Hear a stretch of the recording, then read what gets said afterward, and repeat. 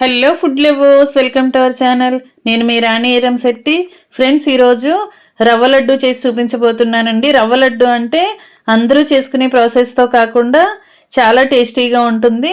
ఆ ప్రాసెస్ అంతా చూద్దాం. వీడియోని ఫస్ట్ నుంచి లాస్ట్ వరకు చూడండి. రవ్వ లడ్డు అంటే అందరికీ తెలిసిన రెసిపీనే, కానీ నేను చూపించబోయే ప్రాసెస్తో మీ అందరూ ఒకసారి ట్రై చేసి చూడండి. అందరికీ కూడా చాలా బాగా నచ్చుతుందండి. ప్రాసెస్ అంతా డిఫరెంట్గా ఉంటుంది. మీ అందరికీ వీడియో చూస్తేనే అర్థమవుతుంది. ఆ ప్రాసెస్ అంతా చూద్దాం. అలాగే ఛానల్ని ఫస్ట్ టైం వాచ్ చేసిన వారు సబ్స్క్రైబ్ చేసుకుని పక్కనే ఉన్న బెల్ బటన్ క్లిక్ చేయండి. నేను పెట్టబోయే రెసిపీస్ అన్ని డైలీ మీ ఫోన్కి నోటిఫికేషన్కి వస్తే ఓపెన్ చేసి చూడండి. సింపుల్ ప్రాసెస్తో టేస్టీ రెసిపీస్ని చూపిస్తాను. అన్నీ మన ఇంట్లో ఉన్న ఇంగ్రీడియంట్స్తోనే చేసుకోవచ్చు. ఆ ప్రాసెస్ అంతా చూద్దాం. ఇంకా వీడియోలోకి వెళ్ళిపోదాం. ముందుగా 1 కప్పు సుజీ రవ్వ తీసుకోండి. ఉప్మా రవ్వ అంటాం కదా, అలాగే అదే కప్పుతో అదే క్వాంటిటీలో శనగపిండి తీసుకోండి. ఇవి రెండు కూడా మిక్సింగ్ బౌల్లోకి వేసుకోండి. దీనిలోకి 1 టేబుల్ స్పూన్ నెయ్యి వేసుకుని నెయ్యి అంతా కూడా రవ్వకి పిండికి బాగా పట్టించండి. చేత్తోనే ఇలా బాగా కలుపుకుంటూ రవ్వని పిండిని ప్రెస్ చేస్తున్నట్లుగా కలిపినట్లయితే మనం వేసిన నెయ్యి అంతా కూడా అవి రెండిటికి పట్టి ఇలా ముద్దలాగా వస్తుంది. ఈ విధంగా కలపండి. ఇప్పుడు ఒక గిన్నెలోకి 1 కప్పు వాటర్ని పోసుకుని కాగించండి. వేడివేడిగా ఉన్న వాటర్ని ఇలా పిండిలో వేసి కలిపామంటే పిండి రవ్వ కూడా బాగా మగ్గి చక్కగా సాఫ్ట్గా వస్తుందండి. మరీ మరగాల్సిన పని లేదండి. వాటర్ అనేవి కొంచెం కాగించి తీసుకుని కలపండి. మరీ ఎక్కువగా మరగాల్సిన పని లేదు. కొంచెంగా కాగిన తర్వాత వాటర్ని తీసుకుని కొంచెం కొంచెంగా పోసుకుంటూ ముద్దలాగా వచ్చేంత వరకు కలపండి.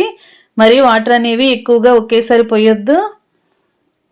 పిండి అనేది కొంచెం పలుచగా ఉన్నా సరే అది 10 నిమిషాలు నానిన తర్వాత కొంచెం గట్టిగానే వచ్చేస్తుంది. ఎందుకంటే మనం సూజీ రవ్వను వాడాం కదా. దీనికి మూత పెట్టుకుని 10 నిమిషాలు నాననివ్వండి. నానిన తర్వాత బ్యాటర్ అనేది చూస్తే కొంచెం గట్టిగా వచ్చింది. ఇప్పుడు పూరీ పీటను తీసుకుని మనం రెడీ చేసి పెట్టుకున్న రవ్వ ముద్ద నుంచి కొంచెంగా పిండి ముద్దను తీసుకుని ఇలా చపాతీలాగా ఒత్తండి. వీలైనంత పల్చగా చపాతీలాగా చేయండి. మరి మందంగా అస్సలు ఉండొద్దు. ఇలా నేను వీడియోలో చూపిస్తున్న విధంగా పల్చగా ఒత్తుకోండి.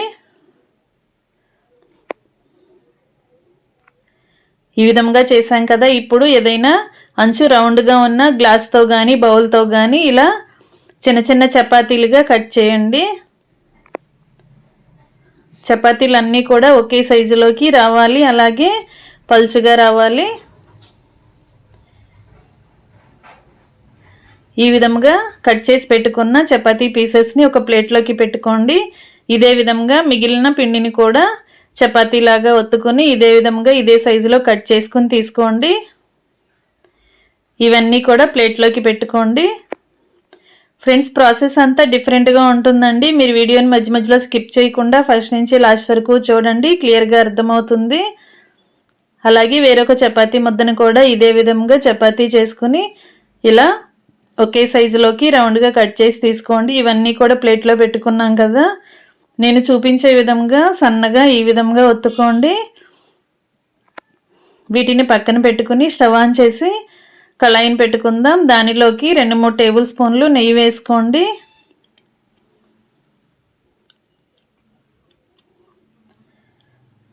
ఇలా నెయ్యి అంతా కూడా బాగా కరిగించండి. కరిగిన తర్వాత డ్రై ఫ్రూట్స్ ఏమైనా మీకు అందుబాటులో ఉన్నవి వేసుకోండి. నెయ్యిలో బాగా ఫ్రై చేయండి. జీడిపప్పులు, బాదం పప్పులు కానీ, పిస్తా పప్పులు, కిస్మిస్లు ఇలాంటివన్నీ కూడా నెయ్యిలో బాగా ఫ్రై చేసి క్రిస్పీగా అయ్యేంత వరకు ఫ్రై అయిన తర్వాత అవన్నీ కూడా గిన్నెలోకి తీసేసుకోండి. ఫ్లేమ్ సిమ్లో పెట్టి మాత్రమే ఫ్రై చేసుకున్నట్లయితే అన్నీ కూడా చక్కగా ఫ్రై అవుతాయి. ఈ విధంగా క్రిస్పీగా వచ్చిన తర్వాత ఆయిల్ నుండి తీసేసుకోండి. ఇప్పుడు నెయ్యి నుండి తీసేసుకోండి. ఇప్పుడు అదే నెయ్యిలోకి మనం ముందుగా కట్ చేసి పెట్టుకున్న రవ్వ చపాతీలని ఇలా వేసుకుందాం. నెయ్యి అనేది ఎక్కువగా డీప్ ఫ్రై అంత అక్కర్లేదండి. కొంచెంగా నెయ్యిలోనే వీటిని షాలో ఫ్రై లాగా చేయొచ్చు. ఒకవైపున చక్కగా ఫ్రై అయిన తర్వాత వెనక వైపు కూడా ఫ్రై చేయండి.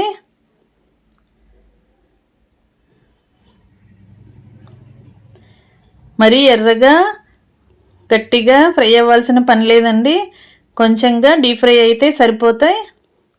మరీ ఎర్రగా కలర్ చేంజ్ అయ్యేంత వరకు ఫ్రై చేసినట్లయితే లడ్డు అనేది కలర్ చేంజ్ అవుతుంది. అలా కాకుండా నేను చూపించే విధంగా మాత్రమే డీప్ ఫ్రై చేసుకోండి. ఒకవైపున ఫ్రై అయిన తర్వాత వెనుక వైపు కూడా ఫ్రై చేసుకోండి. మనం వేడివేడి నీళ్ళతో పిండిని కలిపాం కదా, చాలా సాఫ్ట్గా మగ్గింది. ఎక్కువగా డీప్ ఫ్రై అవ్వాల్సిన పని లేదు, కొంచెంగా ఫ్రై అయితే వెంటనే క్రిస్పీగా వచ్చేస్తాయి. వాటిని ఇలా కళాయి నుంచి తీసి గిన్నెలోకి వేసుకోండి. ఇదే విధంగా మిగిలిన పీసెస్ని కూడా రవ్వ చపాతీ పీసెస్ని కూడా ఇదే విధంగా డీప్ ఫ్రై చేయండి.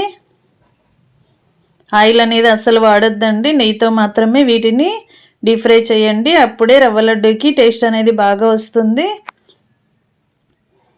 ఇలా మనం కట్ చేసి పెట్టుకున్న పీసెస్ అన్నీ కూడా డీప్ ఫ్రై చేసుకున్నాం కదా, వీటిని ఒక ప్లేట్లో పెట్టుకుని బాగా చల్లారనిద్దాం. చల్లారిన తర్వాత నెక్స్ట్ ప్రాసెస్ అనేది చూపిస్తాను. ఫ్రెండ్స్, ఛానల్ని ఫస్ట్ టైం చూస్తున్న వారైతే సబ్స్క్రైబ్ చేసుకుని పక్కనే ఉన్న బెల్ బటన్ క్లిక్ చేయటం మాత్రం మర్చిపోకండి. నేను చూపించబోయే రెసిపీస్ అన్నీ డైలీ మీ ఫోన్కి నోటిఫికేషన్కి వస్తే ఓపెన్ చేసి చూడండి. చపాతీలన్నీ బాగా చల్లారాయి కదా, ఇప్పుడు మిక్సీ జార్ తీసుకుని దానిలోకి వీటిని చిన్న చిన్న ముక్కలుగా విరుపుకొని ఇలా నేను చూపించే విధంగా వేసుకోండి. డీప్ ఫ్రై చేసినవన్నీ కూడా ఇదే విధంగా చిన్న చిన్న పీసెస్గా చేసుకుని మిక్సీ జార్లోకి వేసుకుని వీటిని బరకగా గ్రైండ్ చేయండి. కోర్స్గా గ్రైండ్ చేసినట్లయితే ఇలా రవ్వలాగా వస్తుంది. మరి ముద్దలాగా కాకుండా ఇలా రవ్వ రవ్వగా గ్రైండ్ చేయండి. ఇదంతా కూడా ప్లేట్లోకి తీసేసుకోండి.